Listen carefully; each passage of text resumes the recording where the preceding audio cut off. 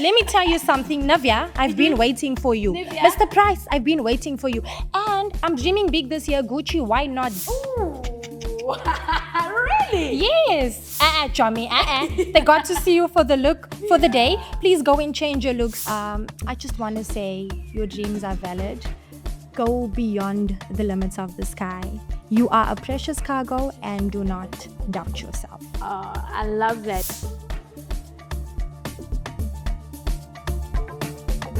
Hello and welcome to Dresme's Offscript, the podcast where we give you and bring you conversations that are as tailored as the looks we love. My name is Dene and I'm your host for today. Please do make sure that you're liking, you're commenting, you're subscribing. Also, thank you so much for getting us to 50 subscribers. Yay! Today I've got a guest who is one of the most unforgettable personalities in the Big Brother Season 6 Buzz Mzansi house. She brought in bold, energetic energy that made you feel and notice and see her presence. She's here with me today. She's also a digital content creator. Ladies and gentlemen, boys and girls, please help me welcome Dene. Woo woo! By the way, the aura started when the heel decided to break on stage. Ooh, really? Yes. That was my grand entrance when I walked Yeah. onto stage and the heel just decided to. I mean, there was a lot of malfunctions on that stage on that day, right? So before we go into the nitty-gritty, Dene, I want to play a little game with you, and I'm calling it the Fashion Files Big Brother Mzansi edition. Right? Right again. So I'm going to ask you a couple of questions, and you're going to give me a housemate's name. No problem. Okay, Let's go cool. for it. Let's go for it. If you had to rate one housemate's wardrobe, whose would it be? Definitely Neliswa. She's a bun giving. No, she eats. The second one is, who in the house took the biggest fashion risks? Tandeka, I'm sorry, babes. But okay, let me just say Tandeka. Well, I mean, it could be interpreted good way in terms of fashion risk. Biggest fashion risk, definitely unique. Okay. And because she's from Italy, I would like to assume that that's what happens on that side. Yeah. Okay, cool. I love that. Who served the best eviction night looks? I would like to say me, because why not? Yeah. Okay. Who has the most underrated style? Me, because why not? People are sleeping on you. Yes. Right? If you had to restyle one housemate's look, wardrobe completely, who would it be? Oh, King Wanda. Sorry, King Wanda. Why? It's just too basic. Oh, okay. Yeah, I feel like he can up his look a bit. Okay. Maybe when he comes out of the house, he's going to give us some shandish. As long as you help give him shandish, I'm cool with that. Okay. So the other one is, who do you think will have the best post-Big Brother glow up style-wise? Definitely Nelisa, I would say. Already she's been disqualified from the show, and if you go on to socials, you see that she's rocking her baddie. Yeah, no, one thing about Elisa, she's giving. She eats. She's rocking her inner baddie right now. Who gives main character energy through their fits? Through their fits. Kadlaza, baby. Gotta give it to my girl. Love that. Who seemed completely unbothered about fashion when they were in the house? Definitely Tandeka. She even stated that there's more to the house than looking good every day. Oh, I would think like looking good in the house is also one of the things that makes you like say. Definitely. That's one of the things that Ilano taught me while I was in the house. Because I remember I was swimming one time, right? And I said to my friend, I think I'm going to stay with this whole swim look for the day. And she's like, Chummy, They got to see you for the look for the day. Please go and change your look. So definitely, especially if you are nominated, I think it's very important for you to show up for yourself that week. I love that. Okay, I think the last one is, who most recycled outfits more than anybody in the house? To me, the barber. To be the papa. But he makes it look good though. Yeah, he does, shame. So when it comes to you and you having to pack for the house and getting ready for the house, how did you go about the packing process? Did you say, okay, cool, this is the fit, I'm going to wear this fit on this night for this activity, for this event? what was the process looking like when you were packing? Listen, my sister, I am an in-case type of girl. So everything has to go. You won't believe me when I tell you that I packed my entire wardrobe. How many suitcases did you get? 5. And I still never got to wear all of Does it. But anybody have a limit? Like, so 5 was the limit. Oh, 5 was the 4 large, 1 vanity. okay, my words. Okay, you come with bags. I'm an in-case type of girly because even when I go on holiday, it's all about, you never know what's waiting for you in front, you know? So rather just have more opposed to having less. Yeah, I think that is some good advice for all the girlies out there, right? So before going into the Big Brother experience and now that you're out, did you get what you got or did you get what you expected from the house? So mainly my intention when going into the house was to, so I don't know if you did recall that I lost my mom and at some point, sorry. So my main goal was to go there and just to do something for myself at once, find myself again. And because I am a content creator, I think one of the goals was also just to, you know, elevate the brand in terms of getting my name out there. So going into the house, the 2 million was a bonus. And also I'm the Beyonce of my group. So when I got to the house, I realized that, there's 23 Beyoncés in here. It was a bit difficult for you to compete as an individual in the house. But definitely I did take some time out to grow as an individual. And listen, people now know who Dene Jones is outside. I love that. So when it comes to your favorite fit, what would you say your favorite fit that you wore in the house would be or is? It would definitely be the dress that I wore for launch day. Listen, it gave. That was beyond my comfort zone because I always cover up when I dress up. But that made me realize that I can flaunt it. Why not? Yeah. So what is a life lesson that you learned generally in life that you think helped you a lot when you were in the house? Emotional intelligence. So before I went into the house, I was really thriving to have high emotional intelligence. I think what caught me off guard was the fact that there were other Beyoncés in the house. So now I didn't manage to prep myself to actually know how to deal with 23 or 22 strong personalities in the house. But definitely having the high emotional intelligence and being able to listen, not to respond, but to do active listening, so you really get to understand where the other housemate is coming from. Yeah. So you did say that you are a corporate girly, right? I want you to give me some of your go-to looks when you are going into an office space. Listen, honey, a blazer does everything, and I discovered something new, an oversized blazer with heels. Oh, it does the trick. I love that. So tell me about your education background. What did you study? Where did you study also? Okay, so straight after high school, the plan was to study, to do a clinical psychology. But because of situations and circumstances at home, I never got the opportunity. I obviously started off with a learnership, and I did that for a year. That's how I went straight into corporate. So as you can see, there was no gap for me to do what I actually loved doing. Straight into corporate, I've been in corporate. It just so happened last year that I managed to get the opportunity to study. So I'm getting my degree in business administration, and this is my second year. Okay, so business administration, I'm guessing also we can take the direction of getting into business, starting a business.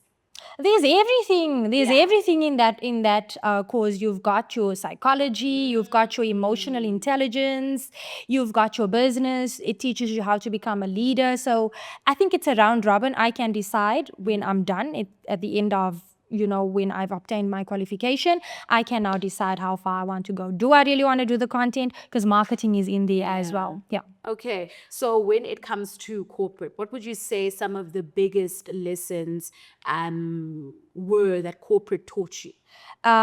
In corporate, it's not about age. That's what I've learned. Listen, you can have beef with a magogo in the office. And you just have to stand your ground. So it's really not about age. It's about morals again, and it's about respect. Yeah, I'm sure it probably was a bit difficult to come into a space where obviously there's a person who's older than you, and now you finding yourself in a position where you have to defend yourself in a situation. Yes. Right? Yes. So what is the lessons that you say you would take or you have taken from corporate that you apply in life in general? Corporate has taught me how to be strong. It has taught me how to listen to other people.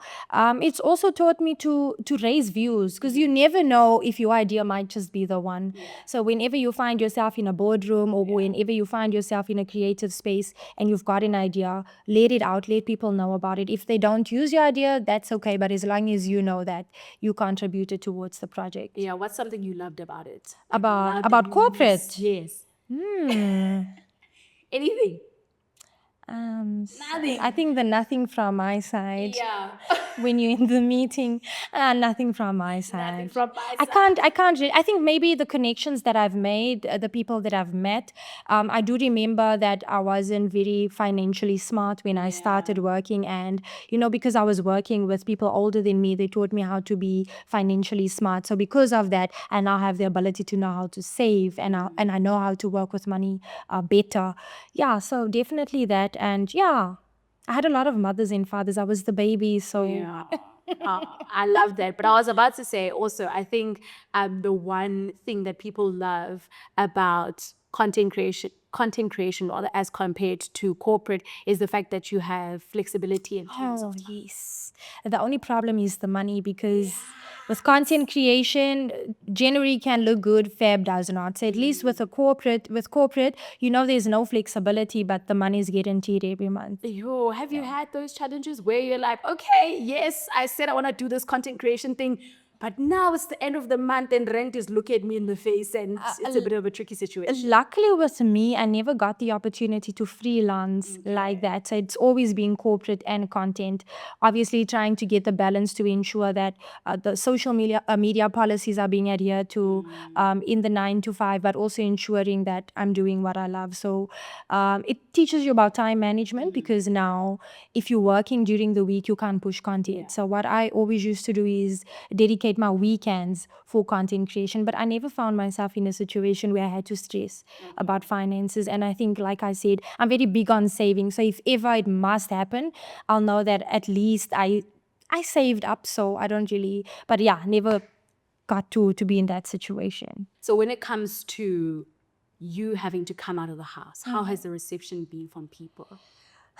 Listen, I've been without my phone for a while, so having to get the phone, having to go on the socials and see that people didn't really like you like that is, I won't say a downgrade. It's just I'm not used to that. I'm always used to, people complimenting, people giving praises and whatever. So now I go on my social media and I'm like, okay, numbers are up.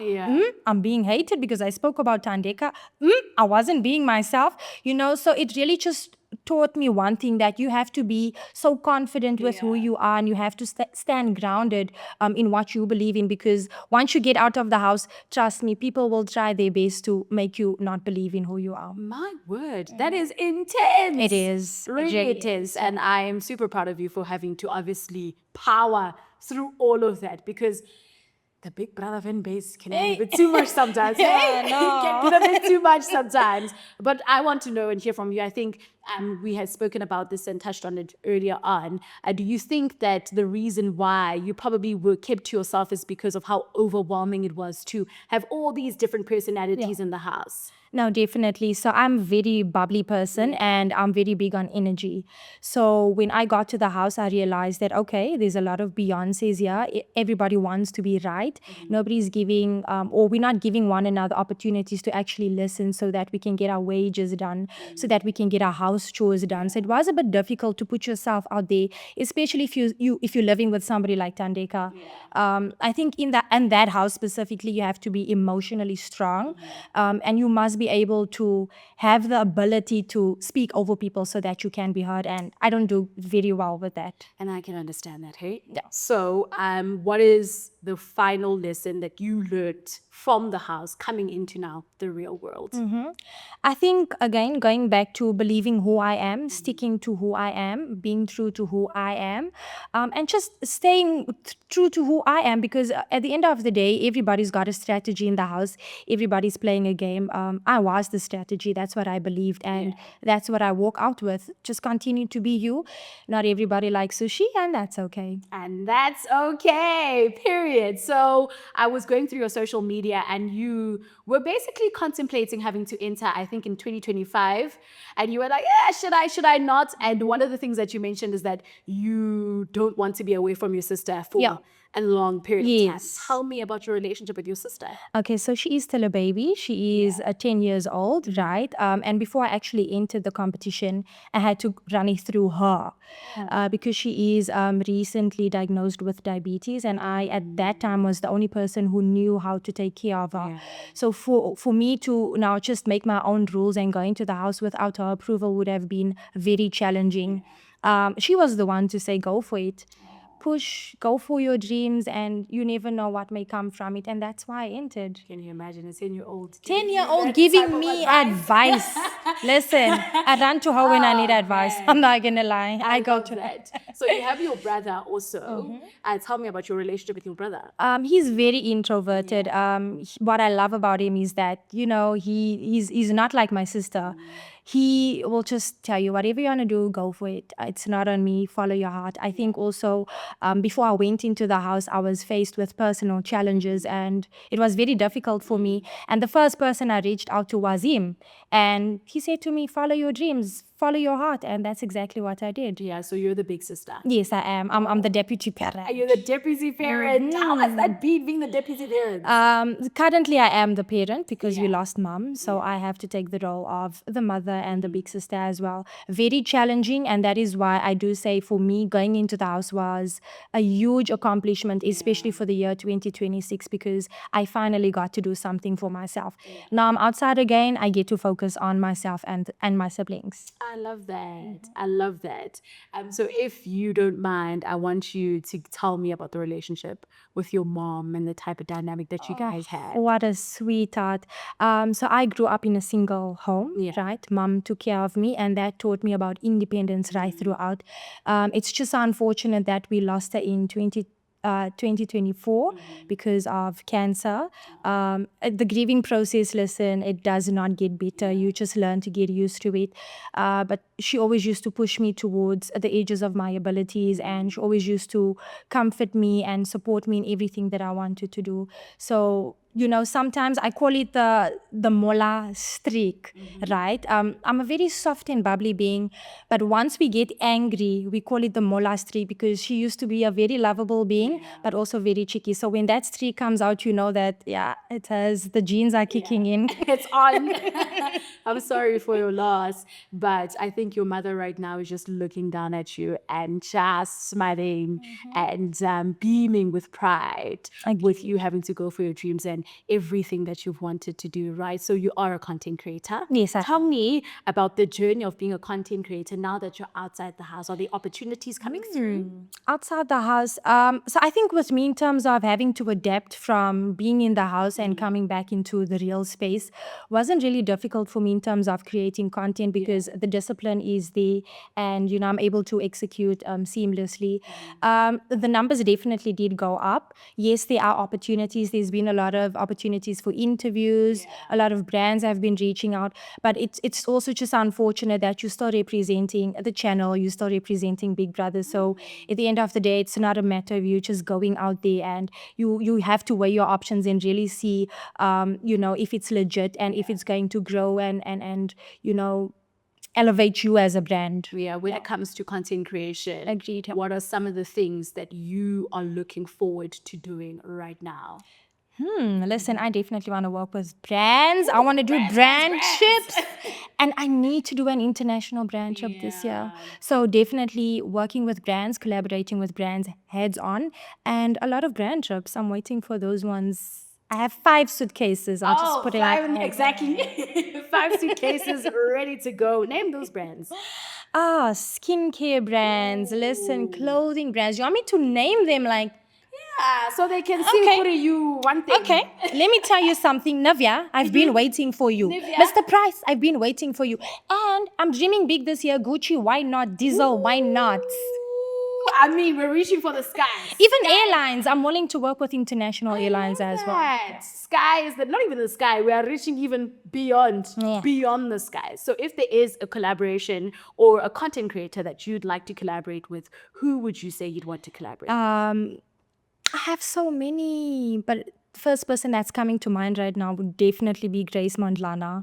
I've worked with her a few times, but I think in a sense of being able to work with her closely, I would love that. Yeah. So beyond content creation, what is it that we can expect from Dene in 2026?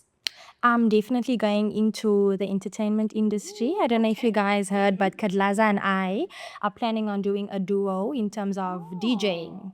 I'm waiting for my girl, but while she's in the house, I have to get working. So I did also in one of the interviews got an opportunity to get free DJ training. So that's also starting now in order for me to start my step for the entertainment industry. And definitely long term, if it happens this year, why not?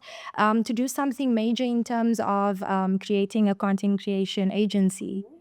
Okay, I love that. So you are from Eldorado Park. Yes, right? I am. And you went into the house, obviously representing Eldorado Park for a little girl or someone who was watching Big Brother and who was rooting for you from Eldorado Park, still rooting for you even now that you're outside of the house, following you, following your journey and being inspired by you. What piece of advice would you want to give to them? Okay, I love this one. So first of all, while being in the house, I think my biggest flex is that I never got to lose any of my morals. I never got to lose any of my values.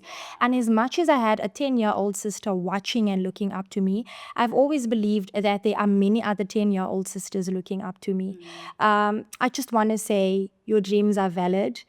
Go beyond the limits of the sky. You are a precious cargo and do not doubt yourself. I love that. Before I have to let you go, can we please get into the outfit details? Okay, let's go. I'm wearing the silver boots, right? Yeah. The theme was festival. I went to look for these boots so I can rock it in the house. It's just so unfortunate. That you couldn't. I never got to wear it in the house, but today I said, silver boots, I'm gonna come up with a fit because I need to rock you today. And then obviously the denim jean, I like light colors. And then I went in with my little toppy. Oh, I love that. So before we wrap up, I want to speak about friendships that you've managed to develop from inside the house. I think Gazaza obviously is one of the people who you're going to probably have a strong relationship and friendship with outside of the house. Agreed. Who else do you see yourself connecting with outside of the house? Definitely to me Yeah. as well. As much as people are speaking about the kiss, I just feel like we had a very strong connection. It doesn't always have to go the romantic way, but definitely him as well. And then so remember myself and Marshall got evicted on the same day. We managed to build a very good friendship as well as a fence. I think he was the first person I wanted to see when I got out of the house because he's the reason why I got nominated. Because I was in the house, I'm like, but I don't have anything bad to say about offense. And everybody's like, So yeah, I think that's what boiled it down to the nominations. But definitely Kadlaza, Offense, Mashal, and then Tumi the barber. But listen, I'm open to getting to know the other housemates as well. Yeah. I feel like each one of them has a special thing that I can get or learn from. Yeah. We'll see how that goes out and who you were able to form friendships with outside of the people that you did name, right? So who were your support systems outside, not outside, but from outside going into the house? So the friends that you had even before going into the house. Okay. Definitely my siblings and then my mom-in-law. She's been there. She even took the responsibility to look after my sister while I was away. And then my Space TM content creation team, shout out, they were my handlers while I was in the house. Okay, before I let you go, I've been saying before I let you She doesn't want to let me go. I don't want to let you go because I've got so much to ask, so many questions. But I think this might be, is it going to be the final one? Let's Right? hear. Huh? So with you having to now be on the outside, pursuing all the things that you're pursuing, going for all the things that you're going for, what would you say is something that is in your to-do list? To do.